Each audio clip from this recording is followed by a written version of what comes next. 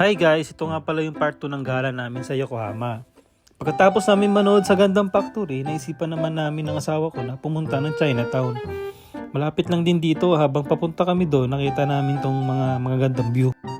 Ang ganda ng Super Ferry at kita ko yung Ferris wheel ng Star City. Hindi, joke lang, hindi ko alam kung anong tawag dyan.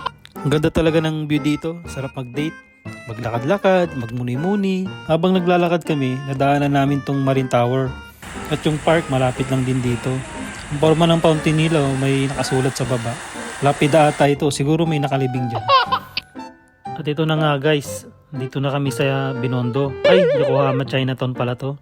Ang forma dito, ang daming tao, ang daming pwedeng kainan, ang daming muramaru. Sa dami nga ng choices, hindi namin alam kung anong kakainin namin. Tapos habang namimili kami, nakita namin yung trending sa TikTok, yung strawberry na nilalagyan ng asukal. Sa wakas, nakapili na rin kami ng foods namin. Ito pala yung binili namin. Butchi, siopaw, fried crab stick. Una namin tinikman yung fried crab stick. Unang kagat, harina lahat. Hindi, joke lang. Masarap yan, lasang-lasa yung crab. Kung i-rate ko siya, mga 8 out of 10. Wow! Sunod naman, tinikman naman ng asawa ko yung siopaw. Siyempre, hinipan niya muna, mainit kasi. Tapos, unang kagat, tinapay agad. Ang laki kasi ng siopaw, nasa gitna yung palaman. Siyempre, ako din titikim. Okay, goods naman. Kalasan niya yung siopaw sa Family Mart. Siguro mga 7 out of 10 to. Wow! Yung butchi naman, okay naman. Masarap naman siya. Tatlo yung flavor. May munggo, may ube, may pandan. Wow! Di na namin na-videoan. Di kami makakaya ng maayos. Pagkatapos namin kumain, naganap naman kami kung anong pwedeng panulak dito. At dito nga kami napadpad sa may mga milk tea. Ang binili pala ng asawa ko na flavor, strawberry. Akin naman yung brown sugar. Habang hinihintay namin yung order namin ng milk tea, nakita ko tong tindahan sa tabi na nagbebenta ng fried squid. O ika, tawag nila dito. Kaya ayun, napabili ako. Ito na nga, tinikman ko na.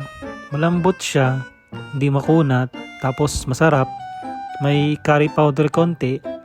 Para sa akin, mga 8 out of 10 to. Wow! Sunod naman namin na tinikman, yung tapioca o milk tea na binili namin. Masarap siya, hindi masyado matamis, sakto lang ang lasa, hindi nakakaumay. Kung i-rate namin to, siguro mga 9 out of 10. Wow! So refreshing. O diba? May pagpikit pa. Kanina pa kasi walang uhaw dyan.